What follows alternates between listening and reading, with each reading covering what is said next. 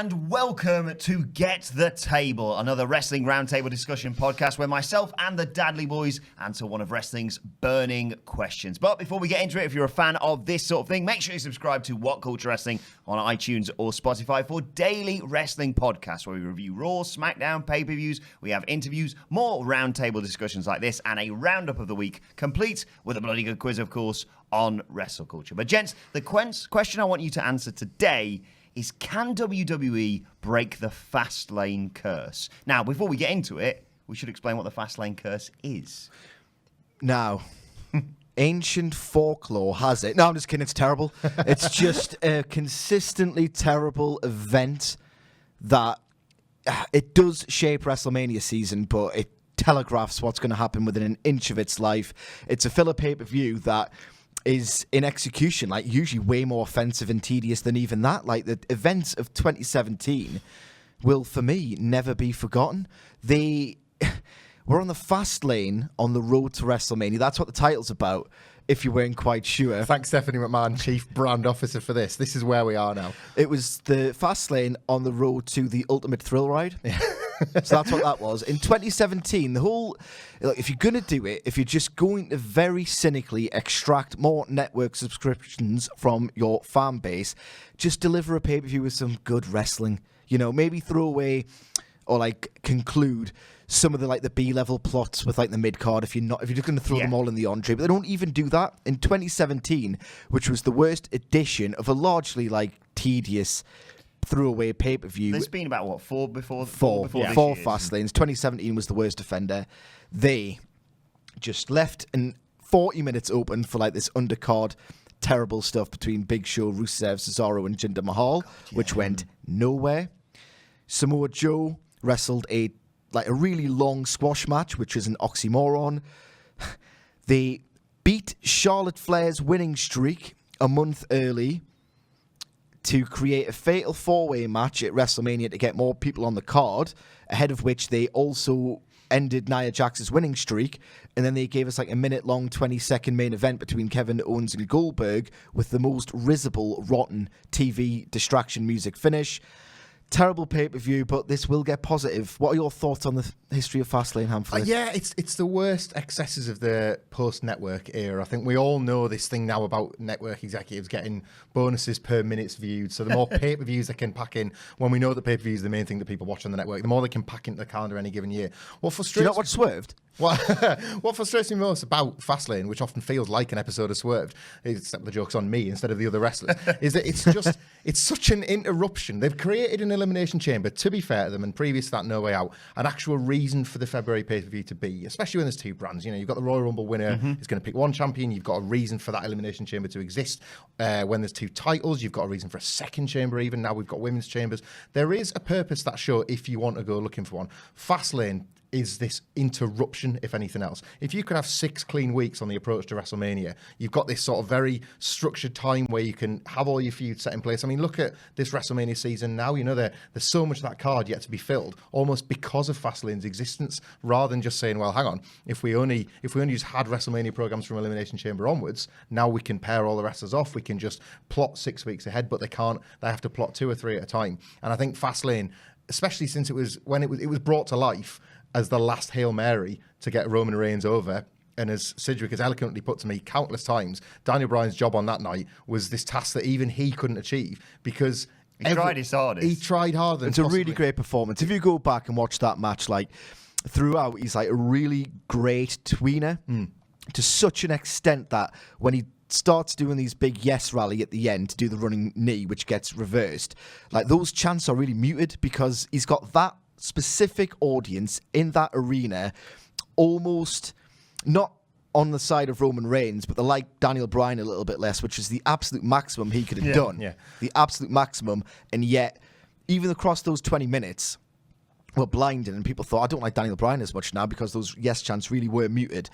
They still saw the next 10 years of the picture in their minds, so it just never was going to work. The Bayley and Charlotte one is the worst offender for me. I can try and in my head write around things like Kevin Owens getting screwed away he did because Goldberg wasn't exactly going to go 10 minutes with him and things like that. But the Charlotte one is always going to be the worst because they'd backdoored into that pay-per-view record. They had that hot potato storyline with Sasha Banks, but then somehow every other pay-per-view, often by luck and chance, Charlotte was winning, and she kept winning, and we are 1 month away from WrestleMania, and this is why I've always seen it as such an interruption. If Fastlane didn't exist in 2017, Charlotte would have made it to WrestleMania, and then you put Bayley over. You put anybody over when you kill a record at WrestleMania, and it makes somebody a big deal. We saw this with Charlotte herself getting to benefit from Asuka's record last year, but no, they threw it away, and it was just, it felt, I think at the time it felt like the emblem of Fastlane is that this is just an interruption. This is a bit of a ruiner. This does so much damage to characters at the time of year when they can't really afford it. But, however, etc., this year could be different. Yeah, I was going to say that. So looking at this year's card, I don't think you can really suggest any title changes at Fastlane. It's all, like you say, pretty much set in stone as we look ahead to WrestleMania. But this year's Fastlane card looks really good. It's definitely the most I've ever looked forward to Fastlane. It's going to be arguably the best Fastlane pay-per-view ever. Inarguably. Inarguably, like those shows. It would have to go but this wrong could, a lot. I think, this could break the curse, couldn't it? Because this generates more excitement. You've got the whole Becky Lynch, Charlotte Flair storyline going into it. You've got the intrigue of the Daniel Bryan, Kevin Owens with the ghost of Kofi Kingston, let's say, who said he's going to be there on Sunday. That's given me old day flashbacks, so just never refer to him as that. Yes, please, thank you. But I mean, up and down this card, the fact that Rey Mysterio versus Andrade is on the pre-show, I mean, it shouldn't be on the pre-show, but it showcases the talent that they have got on that card. Yeah, absolutely. If I'm looking at this card, which we'll drill into segment by segment in depth, there are 7 matches on the card total. I think there's one match that. Actually, no, sorry, I forgot Tamina. There are 2 matches that I don't really have much interested in. So, I mean, as you say, there's not going to be many surprises on the night. But Fastlane, even with the roster that company's developed and cultivated over the last 4 years, hasn't even delivered a total banger of a card, and we might yet get this. It was hard, I think, coming out of the Royal Rumble particularly, but also Elimination Chamber, not to see a bulk, especially in the male divisions, I noticed. A lot of the mid-card, anything more than the Andre the Giant Battle Royal. This has at least imbued a lot of the roster with a sudden sense of purpose. With 2 or 3 weeks out, there's characters that previously didn't really have much to do. Fastlane's actually served a purpose for a change. It's given them a reason to get to this show, to have a match, to have a potential payoff, and then start their little own journeys to WrestleMania. Not all of these people that we're seeing here are going to be on anything other than the Andre Giant Battle Royal duties come WrestleMania, but at least going into the show, you can pretend, you can create this idea that Nia Jax and Tamina might have more on their plate at WrestleMania than just Battle Royal duties. And I think that's, if you're going to have to force pay-per-views into the calendar at this time of year, that's what it needs to do. One of the latest additions to this card, and arguably one of the most unpredictable matches, is the Shield versus Baron Corbin, Drew McIntyre, and Bobby Lashley. Yeah. And I say unpredictable because I think it's generally accepted that the Shield will probably go over here. But the permutations for Roman, for Dean, and for everyone as we look ahead to WrestleMania is very interesting. Yeah, absolutely. I mean, the thing to do is to not ruin the goodwill of this Roman Reigns return. People don't care about the predictability or the unpredictability or what have you. People just want a nice thing. People want to see Roman Reigns do the hot tag at the finish and just cut Baron Corbin in half. So I'd be absolutely happy with that. Wrestling for me is sometimes at its best when it's predictable, contrary to what we've been saying. And this is a story that you don't swerve for the sake of a swerve. I just want to see Roman Reigns kill somebody. Yeah, specifically Baron Corbin because he's boring. I think I agree here. I'd like WWE to just sell me what I actually want to buy, which is a nice moment between the Shield. I will say Roman Reigns, his return has been a gift in so many ways, not least to himself and all of us, that we can just breathe that sigh of relief that things are going to be okay for him. But it's been a gift to Seth Rollins because, especially in Brock Lesnar programs, like there's every chance that the challenger with such a long stretch between the Royal Rumble and WrestleMania goes missing a little bit. Why would Seth Rollins bother his arse with whatever Bobby Lashley's up to for a month, let's say, like when he's got this huge match at WrestleMania? And especially when he's been injured. Yeah, exactly. Why? You'd be an idiot to risk your body when the biggest match awaits and it's booked in. This has created a legitimate and justified reason for him to be in a match to help out, to help out Dean Ambrose when we wouldn't have expected that kind of thing. And I just think Reigns coming back in has made this feel, it doesn't feel forced. It doesn't feel like they're looking for something for Seth to do. And in turn, Seth's character feels stupid. I really like the agency that Roman gave him on Raw. I loved the establishing idea that Roman is just there for Seth at this WrestleMania. There was none of that sort of stupid competitive, we're all here for the same reason, Seth. You know what this is about. It's like, no, not this time. Like, I'm actually here for you. I want to see that. Love that babyface work between the two of them. And I think it elevated Seth. I think, honestly, I agree. Roman was there to give him the rub just by being back for 2 weeks. And I think it's really helped Rollins feel like he at least is a star on Lesnar's level, which I think was a little problem coming out of the Royal Rumble. Very quickly, is there any chance that Dean Ambrose turns on Roman or turns on the Shield again? I'm not entirely sure, because either one or two things, as I can see it, is going to happen. Either Baron Corbin retreats from the match and just waves it off halfway through the entrance ramp, and they withhold that payoff because they've been feuding sort of off screen, if you like.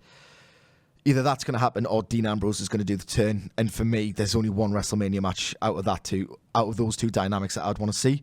And I'd like to see Dean Ambrose versus Roman Reigns. I think it would be a nice way for Dean Ambrose to go out, because as much as we've had issues with his character, particularly over the last year, he's worked his arse off for that company. Like, he really, really has worked himself down to the bone, almost literally, with that injury.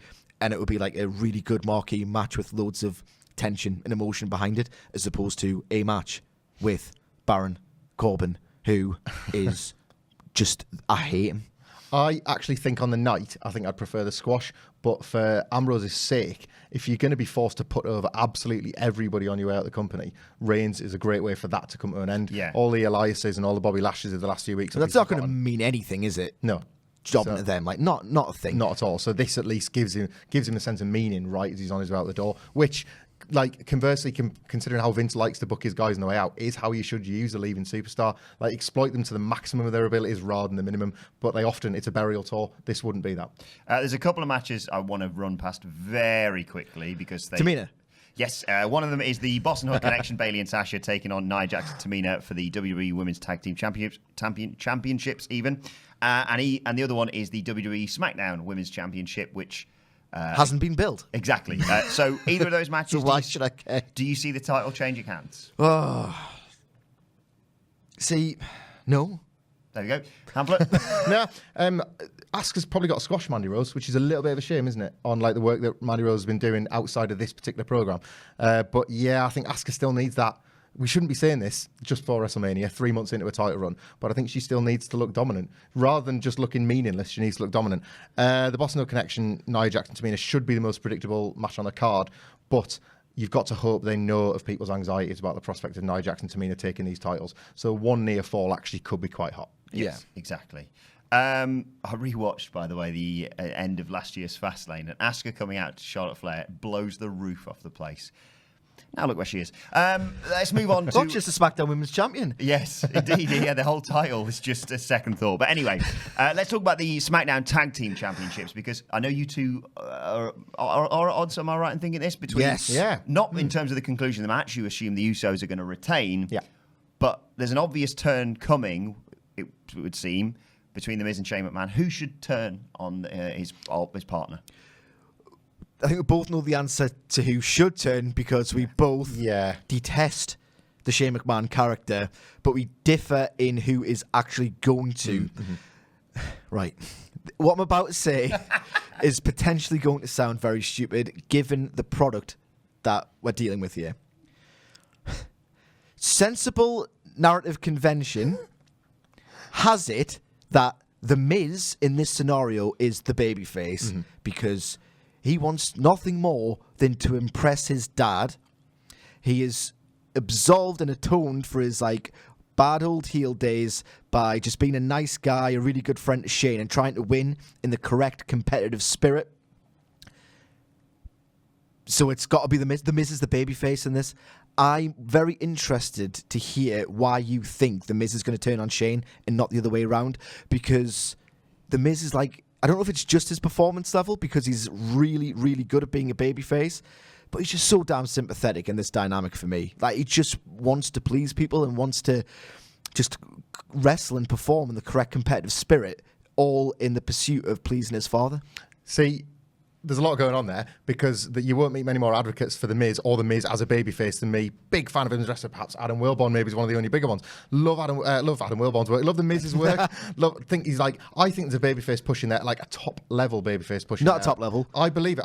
He can't apply the full Nelson on the skull crushing finale. So I've already turned you on that prospect. So what does Vince McMahon think of The Miz as a babyface when he looks at the glowing, sweating brow of his son with his chest puffed out backstage? He sees Shane McMahon. What does he see? He sees the money. That's not a nickname. That's a way of life for those McMahons. He's going to look at The Miz as this snivelling little snake that he's always seen him as. He'll never buy him. I want The Miz as a babyface. Vince McMahon will never buy The Miz. But why is he booking him like one? Because he doesn't realise he is. Like when The Miz, we've talked about this before. This is a butterfly effect from Nia Jax smashing Becky Lynch in the face because of all those changes at the back end of the year. When Shane McMahon, ran around the ring in Saudi Arabia with that World Cup, ready to turn heel to be a foil for Daniel Bryan as the best in the world, we would have never imagined we would have reached a point where we were debating who's the heel out of The Miz and Shane McMahon. But yet here we are. It's always going to be The Miz because I don't think Vince ever sees The Miz as a babyface, much to my chagrin.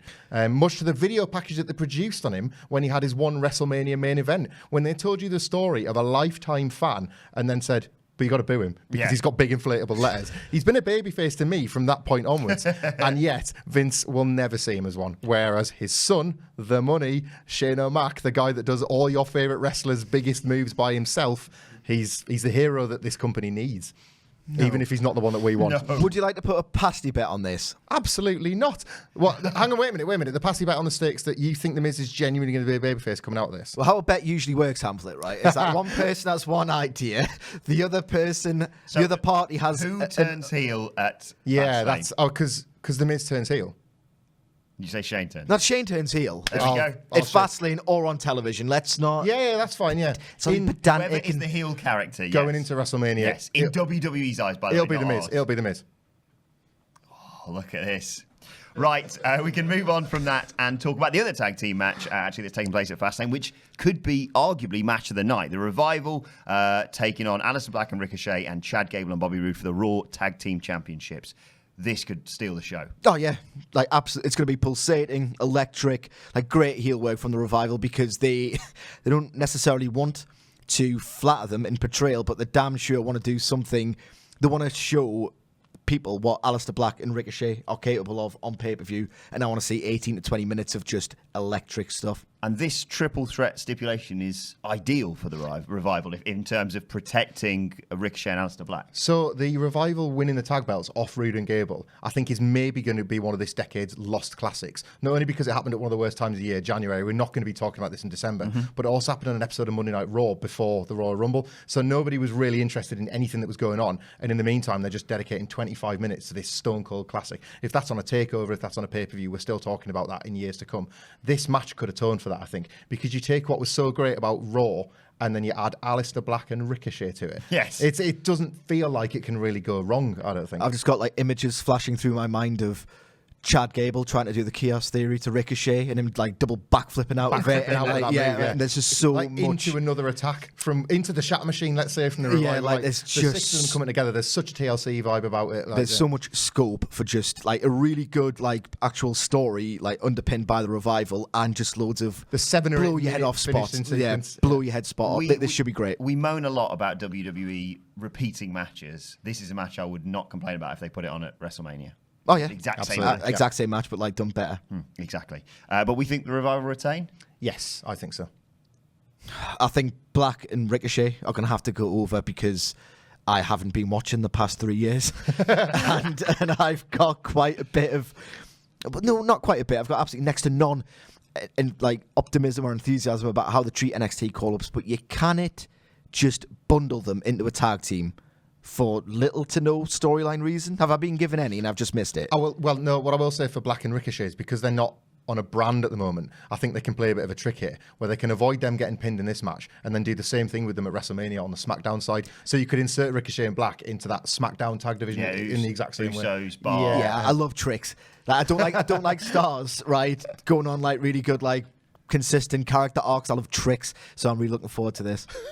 Let's talk next about Charlotte Flair versus Becky Lynch. It's a singles match where if Becky Lynch wins, it now becomes a triple threat at WrestleMania 35. Hopefully, the main event of WrestleMania 35. An intriguing build they've had this week with obviously Ronda Rousey turning heel and attacking Becky, and obviously we saw what happened, the fallout from that on SmackDown Live as well. Nice to see them back on the show they're meant to be on. But anyway, we had all that. Obviously, Becky is carrying all sorts of injuries. Rib injuries, obviously the bad leg, the nearly getting her arm broken on Raw. How do they work around this and still make this Charlotte Flair-Becky Lynch match entertaining? Because, again, this is a match where I would not protest if it goes as we all expect it to go. But how do they do that? I've honestly got no idea. I'm not loving Becky's rickety crickets gimmick at this point. Like, I need to see her looking strong rather than just broken apart. I need to see like sort of chest puff out, shoulders up the man. I want that back, to be honest. So I don't think this is going to disappoint, but I'm becoming more and more convinced they're not going to deliver a finish here. And I think the match can be relatively short to facilitate that. I think we can get 5 or 6 pulsating minutes of that Lynch Charlotte stuff that we saw so brilliantly last year before this new angry, pissed off Ronda Rousey, who 2 weeks ago desperately wanted this Triple H, now isn't triple threat, now isn't fussed about any of it. You've just Freudian slipped. Nobody wants Triple H. So yeah, in she comes. Armbars, chair shots, whatever they decide to give her to get that over, and then we go into Raw still with the kind of belt and the situation in chaos. I think the way to do it for me, I don't know, I'm not Pat Patterson or, Arn Anderson or, an actual road agent who's still got a job, but the way for me to do it would have like a one-sided onslaught by Charlotte Flair at the expense of Becky Lynch. Like really ugly, gruesome, brutal stuff. Exactly the sort of thing that was seen, but like intensified because we are on the fast lane, on the road to the ultimate thrill ride. So I want to see her get, honestly, the piss beat out of her in like an almost harrowing, horrific way. Then perform like an incredible babyface comeback, and just as it looks like she's got one knee that's dangling off, and yet she can still get something in, still get some licks in on Charlotte Flair. That's the time for Ronda to come out, inspire that little bit of belief, get that massive pop brewing, but save it for Mania, and that's when Ronda comes out for me. I'm a huge fan of conspiracy theories. Hello, comment section. And I'm going to say Becky Lynch walks in there and goes, actually, my leg's been fine the whole time. I can see them doing that. I can absolutely see them recreating the whole Bret Hart thing. You know what I love in baby faces being lied to? Yeah. Baby faces who... This is WWE. I'm not saying this is the right idea. I'm saying this is... Baby faces who play tricks. Yeah. And I think... baby faces are literally meant to promise things. I think I can easily see WWE do No, I can as well. I mean, she's an anti-hero, so maybe it wouldn't be that bad. She could probably pull it off. She writes it herself on Twitter, not in the hands of a creative writer. Let's talk about what probably will be the main event of Fastlane, looking at that card. The WWE Championship match between Daniel Bryan and Kevin Owens. What do you see taking place here? Because obviously Kofi Kingston has been removed from this match. There is a lot of anticipation that hopefully this means they've delayed the Kofi-Bryan match till WrestleMania. What do they do with Kevin Owens in and around this? Because they brought him back. He played this role brilliantly of he's a babyface, he's a man of the people, but he also... he's not going to turn down an opportunity. He feels bad for Kofi, but at the end of the day, it's a shot at the WWE Championship. I'm like as confused as AJ Styles at this whole thing, because unless they're going to do a triple threat, which I wouldn't necessarily be against, but like if it's Kofi's moment, it should be Kofi's moment at WrestleMania. And you don't want to tread on the toes of the other triple threat. Yeah, absolutely, which I am completely in favour of, because I love the fact that they've reacted to an organic like fan reaction and just wrote the whole thing out on the road to the ultimate thrill ride. Sorry, my wife should annoy us before every podcast because I'm on rare form. I just ironically don't given the green light. don't understand why specifically Kevin Owens has been selected for this role, other than he's like available to come back, because the danger is that if he loses, and even if they do a schmoz, if he loses and then gets shunted into the Andre, like what an absolute waste of a character who should have realistically turned babyface like a year ago, and who's got so much potential as a babyface because he's actually really quite witty and funny and believable in a physical capacity. And a nice guy. And like a genuinely nice guy, yeah. IRL, like a boy popper, like really witty. So I just don't like the fact that he's potentially being used as a means to an end here. It just feels really wasteful. So on the SmackDown podcast, I dropped a fantasy booking nugget, which means it's definitely not going to happen because mine never come off because they're absurd. But I think you were on board with Wilbourn. Yeah. So my thought on this was there was a line they dropped into the dialogue between Owens and Bryan about Owens having no friends, which looked as if it was just to pay off that Mustafa Ali was going to come out and help him out in the night. Instead, I think this is the tell that Sami Zayn is on his way back. But rather than siding with Owens, like we know Sami Zayn in real life, we know that Sami for Syria gets no coverage as a genuine like world-saving charity compared to Susan G. Komen, which takes. He comes out, but in his plaid gear. Swerve turns on Kevin Owens. He's new and alongside Rowan and Daniel Bryan instead of the Bray Wyatt, instead of the kind of the Harper, which is all a little bit easy, really, isn't it? You can't just put big woodsmen with Bryan because they've got beards and plaid shirts. So Sami Zayn joined alongside him. That's how Bryan goes over, but it channels off Owens into a singles match with Zayn with the heel babyface dynamic flipped for WrestleMania singles match, and then Bryan is free and ready to go for Kofi Kingston. I would go for that, personally, but who's going to be in the Andre the Giant Memorial Battle Royal if that happens? Oh, there's a go to that WWE Bobby personnel page Lashley and treat and Drew yourself. McIntyre. You know what's more likely to happen is that they have the Andre the Giant Memorial Battle Royal in your scenario if what happens at Fastlane happens, and then Sami Zayn and Kevin Owens just punch each other in the head rather rapidly when they realise that they're on other sides of the ring, and then they just do the exact same thing they used to do, but dynamic reversed, subverted. So coming back to the opening question of this podcast, can WWE break the Fastlane curse this Sunday? Yes, because I've got ultimate faith in this main event, particularly just being a complete banger, like a total banger. Yeah, I agree, and feel positive about WrestleMania as well, because we have talked on a couple of other podcasts about how the company don't seem to be as reliant on the old stars outside of maybe Triple H, Batista. It's because all of them are broken. Well, yeah, but when you look at this card and you think, well, there's enough to get excited about Fastlane, it gives me hope and pause for optimism that there's going to be a WrestleMania card that's going to, at least have sort of equal excitement, considering that they've got the whole roster to pick from. A sense that if they can put a B show together that looks of this quality, then we've got nothing to worry about with WrestleMania. Finally, some of the old stars aren't broken, they're just cancelled. Right, let us know your thoughts on this in the comment section below, or on Twitter. You can tweet them at us at WhatCultureWWE. Whilst you can follow all three of us, you can follow Michael Sidgwick at Sidgwick. Follow Michael Hamflett at Michael Hamflett. You can follow me at Adam Wilbourn, and you can follow us all at WhatCultureWWE. Make sure you subscribe to What Culture Wrestling on either iTunes or Spotify for daily wrestling podcasts, and enjoy Fastlane on Sunday. My thanks to the Dadley Boyz. Thank you for watching, and we will see you soon.